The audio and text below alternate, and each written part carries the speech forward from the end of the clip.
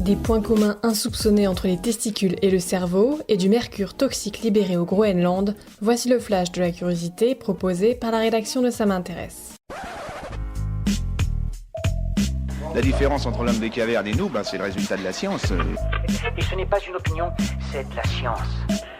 Notre monde n'est pas si moche.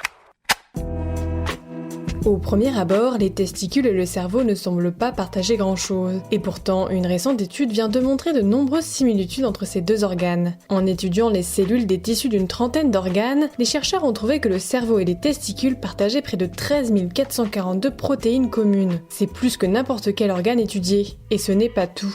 Tous deux impliqués dans des processus très énergivores, tels que la pensée pour l'un et la production de spermatozoïdes pour l'autre, les deux organes ont développé des cellules très spécialisées qui permettent d'assurer leur fonctionnement. Les neurones et les cellules germinales des testicules partagent par ailleurs un même mécanisme, l'exocytose. C'est par ce procédé que les cellules du cerveau communiquent entre elles, mais aussi grâce à lui que le sperme fertilise l'ovule.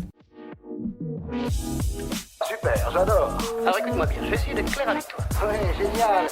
Des taux impressionnants de mercure ont été mesurés dans des fjords et rivières où les eaux issues de la fonte glaciaire du Groenland se déversent. Ces données inquiètent la communauté scientifique car ce métal toxique s'accumule dans la faune et met en danger les populations locales. Le taux de mercure dissous est près de 10 fois plus élevé que celui habituellement mesuré dans les rivières, avec plus de 150 nanogrammes par litre contre 1 à 10 nanogrammes habituellement. Un taux record qui est similaire à celui des rivières les plus polluées par l'homme. L'étude suggère ici qu'il serait produit naturellement par le milieu et libéré de la calotte glaciaire au moment de sa fonte, mais les scientifiques cherchent encore à identifier l'origine de cette libération de mercure. Voilà, c'est tout pour aujourd'hui, on se retrouve bientôt pour un nouveau flash. En attendant, vous pouvez retrouver tous nos épisodes sur les plateformes de podcast Spotify, Deezer et Apple Podcasts.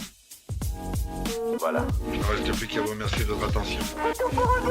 Au revoir.